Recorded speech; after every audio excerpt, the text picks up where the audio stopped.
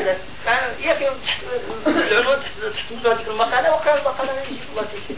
فهم العنوان مزيان. قال لك غير العنوان هذاك العلم قراو المقالة غير يجيب الله تيسير. قراو المنهاج ونشوفوا هاد الناس فين غادي بيا خويا، فين غادي بينا هاد السفينة، وإلا كان غادي بينا الجنة ركب معنا راك تهنا أو لا. الله أعلم. ونشوفوا قال ليس خلق العشر الأواخر والجمع بين الغنيمة والمتطلبات. نختموا بهذا السؤال تنظن هو علاقة الولد بالنفس. طبعا الله تعالى يجعلنا من لكي يتقوا الله تعالى. واخا تحقق اللي حققتي وإلا ما كنتيش عبد الله وكتقول الله ما كاينش.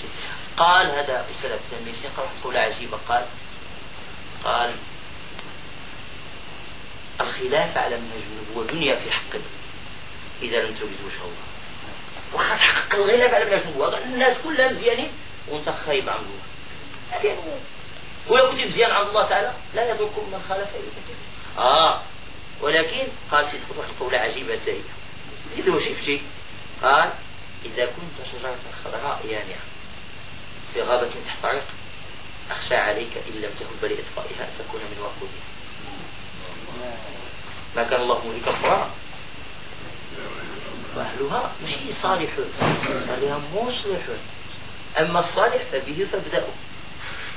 هذا يبدأوا لأنه إذا كنت شجرة يانعة خضراء في غابة تحترق أخشى عليك إن لم تهب لإطفائها أن تكون من وقودها فبه فابدأوا. الحريقة به بدأوا بهذا الصالح. علاش؟ ماشي أنا خرسان. كلكم مسؤولون أيها الواقفون، كلكم مسؤولون أيها الجالسون، كلكم مسؤولون أيها السامعون. هذا هو نكونوا مسؤولين. أما العشر الأواخر الرباط هو 10 أواخر خصو الرباط. سبحان الله مفهوم الرباط شي حاجة عظيمة في الإسلام. تيقولوا الرباط على 5 المعاني وبين نختموا إن شاء الله. خصنا نكونوا مرابطين. الرباط هو انتظار الصلاة بعد الصلاة. فذلك هو الرباط. دائما الإنسان قلبه معلق بالمسجد ودائما معلق بالصلاة. الصلاة دي تنظم له. الصلاة ما بعدها كفار وأنت في صلاة ما دمت في انتظار الصلاة. خذ الزينة وعليك السكينة وأنت في صلاة دائما. ثانيا الرباط تربط نفسك عن مألوفاتها ومشتهياتها وأمرها السوء كتربطها. قال والرباط هو يسمى رباطا الخيل إذا وافقت الخمس وربطت في مكان لازمته ليحسن علفها. ايش على معنى كذلك. فكذلك احنا 5 شيء 5 ياك رابطين في المكان جالسين مربوطين ليحسن علفنا. شي كلمة طيبة والقرآن وذكر الله تعالى يحسن علفنا. وتصور إذا درتي هادشي في المسجد ايوا خلاص. إذا درتي في العشر الأواخر من رمضان ايوا خلاص. إذا درتي غير بذكر الله وتلاوة القرآن ايوا خلاص. الرباط 5 من الجياد ماشي يتم ربطها في مكان تلزمه ليحسن علفها. ماشي باش تعرف غير اللي بغات تعرف داك الشيء اللي بغينا لها نجيبوا لها شي حاجه باش تعرف. علاش؟ باش في سبيل الله. قال يرابط هي ملازمه الثغور استعدادا للجهاد. لهذا سموا المرابطين كيربطوا في الثغور استعدادا للجهاد. ماشي رباط ديال الزاويه والصوفيات وهذا كل اللي هذيها.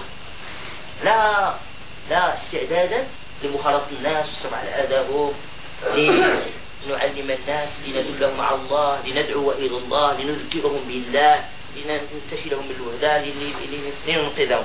ثم قال الرباط معناه قلب رباط أو رباطة الجأش هي قلب متمنع على الفتنة ما تقدوش تخرقوا الفتنة. رباط قلب رباط أي معنى قوي الإيمان. وخا تعرض الفتن على القلوب كالحصير لا يشربها لا تغلبوه لا. إذن هذا رابط. ثم رابطة المحبة دعاء الرابطة رابطة العقيدة رابطة الأخوة في الله. فإذا هي تربطك لأن أنتم جالسين كتحابوا بيناتكم وكتربطكم علاقة في الله. ما مجتمعينش على شي حاجة مجتمعين على الله على ذكر الله على قيام على ما لا يشتت بل على ما يجمعوا على الله سبحانه وتعالى. هذا هو الرباط. واش نستفدوا من الآخرين؟ ما نستفدش من الآخرين. لا مش نستفد.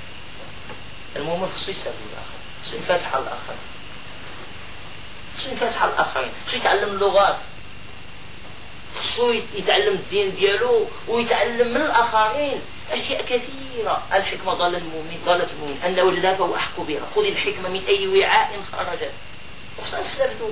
أول النبي صلى الله عليه وسلم استفاد من سلمان الخندق، استفاد من سلمان في غزوة الخندق، ولو ما استفاد لكانت تستنطق. هذا الخندق هو اللي أنقذ الأمة. هي إفادة كبيرة جدا. فإذا كيف نستفيد من كل متاح؟ عسى أن نديوه في بلاصة الوضوء هذا ويتوضا ويقول قل أشهد أن لا إله إلا الله أشهد أن محمدا رسول الله، ولبسوا جلابة مغيبية وطيبش مغيبي، لأنه نكيفوه. قالوا الحكمة ألا تقول الحق ضربة لازم، وألا تآكل وتشتري، بل تسدد وتقارب، تحافظ على المكاسب، وتصانع ظرفك بالناس. فابعث أحدكم بورقه إلى المدينة فلينظر أيها أزكى فلينظر أي المدينة اللي فيها الخلايا أيها أزكى طعاما فليأتكم ماشي به برزق منه. علم الرياضيات. أزكى طعاما هو الرياضيات وبرزق منه ماشي به رزق منه. وليتلطف نطفوا معهم ناخذوا منه ولا يشعرن بكم أحد الأمر، لا يشعرن بكم من تضحوش كوارتنا ومن البيقين. أقول قولي هذا والصلاة الله سبحانه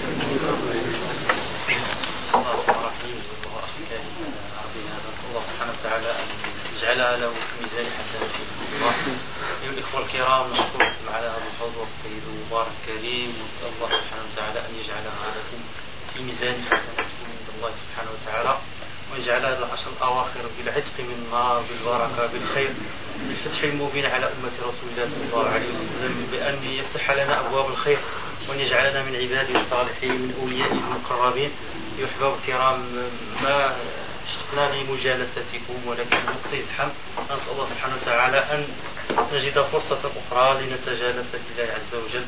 اللهم صل على سيدنا محمد النبي وعلى آله وأصحابه وأزواجه وأمهات المؤمنين وذريته وآله كما صليت على سيدنا إبراهيم في العالمين إنك حميد مجيد. سبحان ربك رب العزة عما يصفون وسلام على المرسلين والحمد لله. ماشي يسمحوا لنا ساعة مباركة هذه.